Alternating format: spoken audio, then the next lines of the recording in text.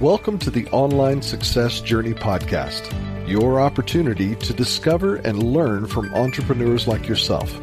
This is not your typical podcast, but a place where you can get the real story and find out how real people encounter speed bumps and detours, but journey through to find success. Now here's your host for the Online Success Journey podcast, Patience. Joining us today is Sigrun. Sigrun is an award-winning business coach, speaker, author, and a podcast host. She is on a mission to accelerate gender equality through female entrepreneurship and helps women start and scale their online business to seven-figure with her tough love and no-nonsense approach to business and life. Hello, Sigrun. Thank you for having me. I'm so excited to be here. Thank you for coming on the show. My audience are excited to hear your story. Just start by telling us one thing we are going to learn from you today. Well, the one thing that I find very important when you are wanting to have success online is to learn how to scale. Wow. I can't wait to hear more about that. Let's get started with the basics. Can you tell my audience a little bit about your background, about what you did before you started your own business? Well, I originally studied architecture because I thought as a little girl it would be nice to combine art and science, and I felt architecture would be the perfect path for me. But as I approached the end of my studies, I realized it was not as much fun to be an architect as I thought, and I was drawn towards computer science. And one thing led to another. I was working in a software company as a project manager. I had finished my architecture degree. I was doing computer science on the side. And one day the company was sold. And I got the crazy idea I could become the CEO of this software company. And I threw the idea away because I have no business education at the time and I had no business experience. But good ideas tend to come back. And the idea came back and back and back. And I asked myself, why not me? And I applied for the job. And long story short, I got it. I became a CEO of a small software company in Iceland. And suddenly I was basically doing business. And I was a CEO for 10 years before I got the courage to start my own online business. Wow. What a background, Sigrun. But why do you do what you do? Well, before I started my own business, I was sick for 7 months. And that led me to think about I should be doing my own business versus working for other people. And I realized also a few things. I liked working from home. I liked controlling my own time. I liked taking breaks in the middle of the day to take care of my health. And there were a couple of things that led me to online business being probably the best. And since I had been a CEO for 10 years, business coaching sounded like the best thing. But still, you have to pick who you want to coach. Who do you want to work with? And I've always been drawn to helping women. I want women to go for their dreams. I want to help them with their confidence and give them the skills they need as business women. And in Iceland, we had the first female president in the world, 1980. She was a president for 16 years. And I was very inspired by her, thinking that any woman can become a president if she only wants to, or if she has the confidence to think that she can do it. And I wanted to help women build an online business. So I decided to focus on women. And the reason was my why was born when I was 16 years old. I had been making my own clothes, inspired by my mother and grandmother. And so I was pretty good at sewing my own clothes. And 16 years old, I did a course with a dressmaker to learn how to do patterns. I wanted to have an idea in my head and be able to make a coat or dress or skirt. And this was an 8-week course at a dressmaker's home. But I was the youngest one. I was 16. The other women were in their 40s and 50s.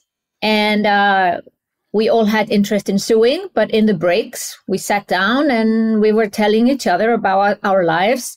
But mostly the women were talking with themselves because I was too young to participate in this conversation. but they were talking about all the things they had not realized. They had not made their dreams come true. And I got very frustrated. I thought I lived in a country where women went after the dreams. We had a female president, and there they were, these women saying that they couldn't do this and that because they had children, because they were married, because they didn't have the time, they didn't have the skills, they didn't have the money. And at the same time, I'm like, yeah, but we have a female president. Like, you can do anything you want. And I got very upset. And I think this made me into a feminist. I became very passionate about gender equality. And I decided that I would not be like these women. I didn't want to be a frustrated 40 or 50-year-old woman who would say to other young women, oh, I didn't make my dreams come true. I wanted to be the one that says, I made all my dreams come true. And so when I started my business 10 years ago, I realized that this is exactly what I can do. I can inspire women to make their dreams come true, and at the same time make money so that we can together achieve gender equality. Wow. What a dream. I'm glad you have managed to fulfill your dream at the moment. Do you think you have reached there on top to say, oh yes, now I am like that lady in the president. Now I can decide what I want to do, who I want to work with, and on my own call. I think I'm fortunate enough to be brought up in the belief that I could do anything I wanted. My parents did not discourage me to, for instance, move to Germany and study architecture, or move to Switzerland and get another degree, or move to London and get another degree. They always encouraged me to study. I also feel it's important that you have role models, like the woman who was president of Iceland. She's still my role model today. She's 92 years old. And I seek role models where I feel inspired. If I'm not inspired, or if I feel jealousy, or I don't know, if I feel worse about myself, then I don't follow that person. I just follow people that I feel inspired by. And I think there is never a point where you have reached all your dreams. I always make up new dreams. I get a new idea today, and then I want to chase that one for the next 3-4 months or more. I'm currently involved in a new startup, and now that's kind of a dream that I want to see come true. And so I think as long as we are alive and are willing to learn and look for opportunities, we constantly have new dreams. The question is, are we going to be discouraged and say, oh, I can't do it because I don't have time, or I can't do it because I don't have the money? Or are we going to choose our dreams? Of course, if I have 10 different dreams, I have to pick and choose. I cannot do everything. Time is limited. But I think as long as you just live life thinking like, yeah, I'm doing what I want to do. I have no regrets. I haven't had to skip a dream or leave something behind. I think that's how I want to grow old. I want to be 100 years old, looking back at my life and saying, I tried it all. Some things failed, but at least I tried. Thank you. I'm going to repeat this one for myself. What has inspired you in life? Because that is what you covered in that question. Yeah. So I'll repeat this to myself. What has inspired you in life? Okay, let's move on. Let's put man aside. How do you know you are successful? When you can choose, when you have choices. To me, success isn't money or anything like that. It's when you have a choice. Do I have a choice what to do today or tomorrow? Or who do I spend time with? Or what I pursue in my business? As long as I have a choice, that's success to me. Success is basically spending my time with the people I want to spend it with, doing the things that I want to do, and also picking when I do the things that I want to do. Now, I'm an ambitious woman, so I do have goals. So achieving my goals is, yes, a part of success. But even if I don't achieve them, I don't see it as failure. I do a lot of launches in my business. I'm a sort of a launch expert. And not all launches go exactly the way I hoped for. But I do like to set aspirational goals, and I do like to go after them and do everything in my power to achieve that goal. If I still do not achieve my goal, it doesn't mean that I'm not successful. Actually, not achieving the goal, I learn the most. So I ensure that next time I do it even better. But success is basically, being able to chase my dreams, make them come true, and learn a lot of lessons on the way. Thank you. You mentioned about launches. What are the keys to selling between launches? What is the key to a successful launch, you mean? Yes. The key to a successful launch is first getting very clear on what the problem is that you're solving. I think people start at the wrong end in most cases.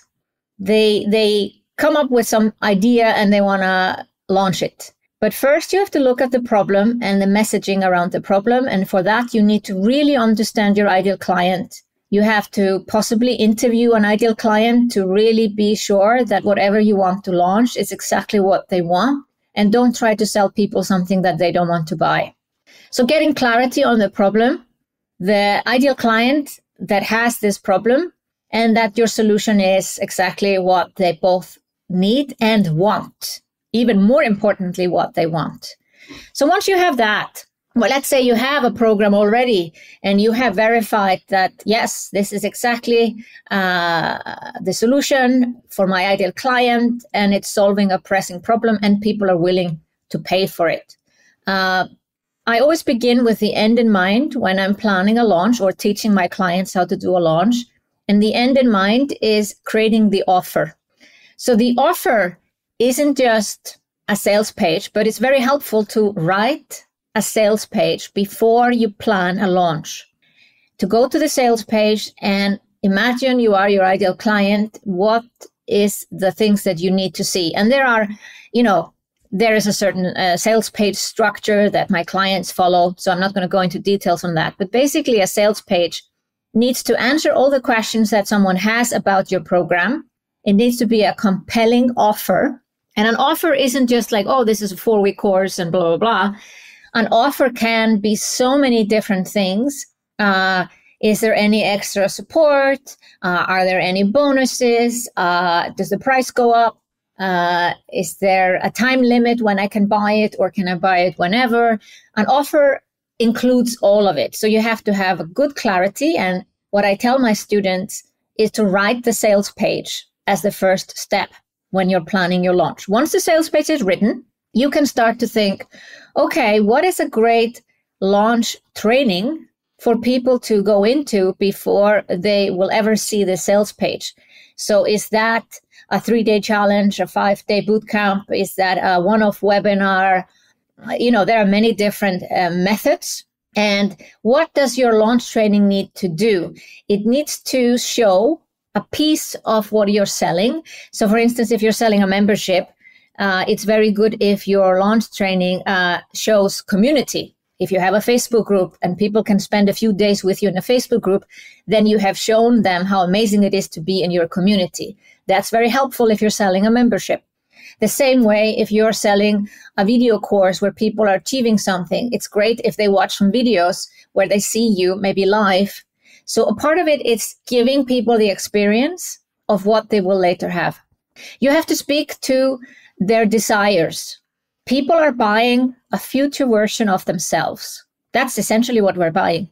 When we go and buy an annual membership in a fitness studio, what are we thinking? Oh, how amazing we're going to look when we finally have achieved our goals in the fitness studio. The same way if I buy a weight loss course, I'm going to imagine myself in a bikini on a beach. I'm buying a future version of myself, and it's important that you in your launch show people this possible future version of yourself. Even if your program is just 4 weeks and it will take 6 months to achieve that outcome, you're still selling that people that future outcome. So there are many things to a good launch, but let's say you have the ideal client covered, you know who you're selling to, you know you have an amazing offer, you have an amazing training. It's important that you get enough people that are your ideal client. At the end of the day, a good launch is a numbers game. If I have the perfect offer for the perfect client, but I cannot get more than 100 people to sign up for a webinar, it's not going to be a good launch. So first we have the strategy in place, but at the end of the day, we have to get enough people to sign up. Okay, thank you for sharing on that. And tell us can you share this one with our listeners? How can we accelerate? Oh, sorry. Let me repeat the question for that answer you gave. What are the keys to success? What are the keys to a successful launch? Those are the ones you answered before. Okay. How can we accelerate gender equality through female entrepreneurship? How are you doing this? By inspiring more women to start a business, to create their own wealth, and closing the gender pay gap. Women today who have their own business are paying themselves less than a man in a similar situation with a similar business. So it's a lot about building women's confidence in themselves, showing them that they can make their dreams come true. And I believe they have to create their own wealth. They have to create either their own business, or they have to take a portion of their salaries if they prefer to be employed and invest and create their own wealth and create financial independence. It cannot be that we are in the year 2024 and we still have so many women that are financially dependent on their husbands and cannot really make their own choices at the end of the day. Talking about success, as we just talked about before, success is about being able to make choices. And women who cannot make choices are not going to help us with gender equality. So it's giving women the tools and the confidence to go after their dreams, make their own choices, and create financial freedom. That's my goal. Why do you think women are not on the table? You mean, why do I think women are not? What do you think? Yeah. What do you think? As you mentioned, what do you think? Even in 21st century, women are still struggling to come forward to be able to make their own decisions. I think a lot of women are stuck in old models of, being at home or taking a part-time job and accepting being secondary. It has a lot to do with society, how you were brought up. What did you see your mother and father do? What are your neighbors doing? It has a lot to do with that, because I know I'm from Iceland. We are number one in gender equality in the world since 14 years. And you do not see women stay at home. Even after birth, they stay at home maybe for 6 or 9 months, but then they go back to work and they work full day, 8 hours a day. Actually, a little bit less, because in Iceland, we have reduced working hours. But in many other societies, this is not the case. I've lived in the UK, I've lived in Germany, Switzerland, where women just take the secondary stage. Basically, they leave the stage to the man. They accept to stay at home. Even if they have studied, they are not really utilizing that study. So it's a lot about society, and a lot of women don't want to stand out and do things differently. So we cannot force anyone to do anything, and I'm not going to be in the convincing business, but I see my role to be a role model and to inspire women to go after their dreams. I always say go after the dreams, but what I essentially mean is that if you have studied something, I want you to pursue this career, like whether you want to start your own business or work for someone else, contribute to society. Did you know that only women's businesses overall contribute only 4% to the total revenue of all businesses? Wow. That's a shocking number. That's really, really, really low. And there is so much work ahead of us to fix that. Well, a lot to do. Wow. Okay. Tell my audience about the magic moment, the day it suddenly all went right for you. I think there have been many magic moments in my life, but I want to focus maybe on my online business journey in the last 10 years. My first sale, someone came to my website and bought 1 hour business coaching from me for $180. That was a magic moment, because in that moment, the amount did not matter. It matters that someone actually was willing to pay me money for this new thing that I called online business. And I felt in that moment, I'm going to figure this out. Even if I had no clue what I was doing, I just felt the fact that somebody paid me, and it could have been $10, maybe, I don't know. The amount was not that important to me, but it was the fact that somebody that I didn't know paid me money. And I just felt in that moment, this is going to work out. The second magic moment in my business was when I sent out an email. I offered free online business breakthrough sessions, and 90 people booked. Wow. And I knew I was onto something. Something was going to happen. And sure enough, that was the turning point in my business, where I went from not knowing what I was doing to actually being fully booked with wonderful ideal clients for many, many months. And after that, I had consistent 10K months, and then 20K months and 30K months. And it just took off from there. And then I realized also that I didn't want to do one-on-ones at all, because that's not how you scale. If you really want to be successful in online business, you need to have online courses and scalable online programs.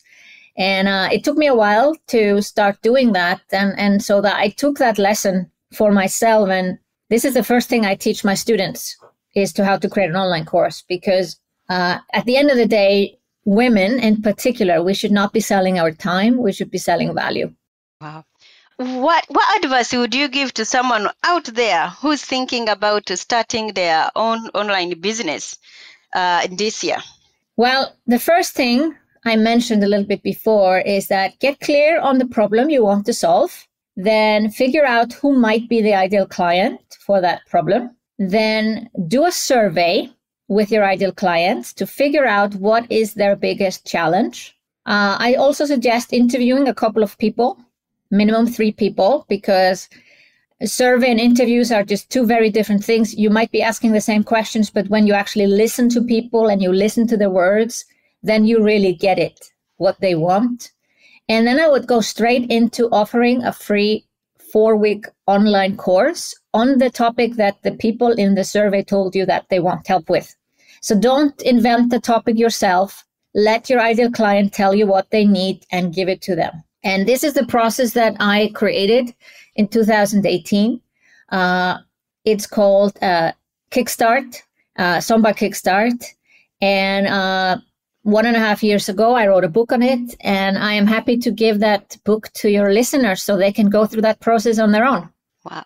Thank you. And where will we find the book?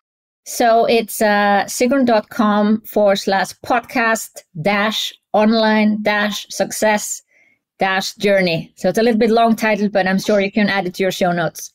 It will be there. Thank you so much. What have you learned from business as a whole? I think I've learned that anything is possible as long as you keep on going. Business is a marathon. It's not a sprint. There are ups and downs. And the key is that you keep on going, that you don't lose sight of your goal, of your big dream.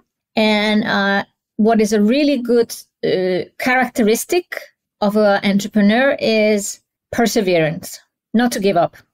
Thank you. If you could rerun the first year of your business, what would you definitely not do? Yes.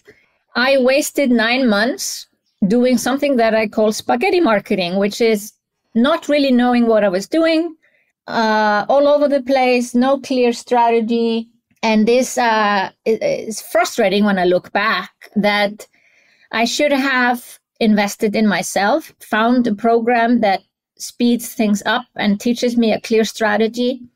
I did this finally after 9 months, and it was a game changer for me. And this is the same thing that my students tell to me. Like, you know, I had been a CEO for 10 years. I have 4 master's degrees. I had been running a website company, and I did not know how to run my online business. So if I did not know how to run my online business, then I think everyone needs to get help. And you need to work with a person that you resonate with, join a program that teaches you the steps to success. Because, you know, just continuing and being all over the place and hoping that something works out, it's a complete waste of time and money. Wow. Is that why you say that you should plan the second and the third, even the first, before you make your first sale? People will be like, how can I plan that ahead? I haven't even got $1. Yeah, well, we need to invest into our futures. It's just the same way that I go to university for a couple of years. I'm investing in my future, and I'm only going to get the money back when I finish my degree and start to work. You cannot make money before you know something. You have to first figure out, how do I do it? And therefore, you always have to invest ahead. That just needs to be a practice for any entrepreneur. You have to invest in yourself. You have to invest in your own future. And that's the best investment you can make. Thank you. What is one thing that has contributed to your success? I think optimism. And I mentioned before, perseverance. I'm an optimistic person. I see everything in a positive light, even my failures or lessons. And I think these are two characteristics that are really important in life in general, but particularly when you're an entrepreneur. You wouldn't be an entrepreneur if you're not optimistic, because we basically are building something out of nothing, and we see something in our head or imagine something, and then we make it happen. So you need a lot of optimism for that. What grounds you? My family. I have very good connection to my parents. My husband is my biggest supporter. And coming to Iceland, I live in two countries, Switzerland and Iceland. And Iceland, I think, grounds me. It's just like, it's a small country where, I'm not saying everybody, but it's a small community in a sense. And I always feel great coming back here and being a part of small community. Thank you. In your businesses, do you have a mentor or a coach yourself? Always. As I shared before, my first 9 months of my business were a mess because I didn't invest in myself and get a coach. Then I got a coach and suddenly I made $55,000 in 3 months. After that, I realized I always needed to have a coach. And from the third year in business, I've always been in a mastermind. That's a group of women or men at a similar stage. And so I always make sure I am with a coach. Yeah.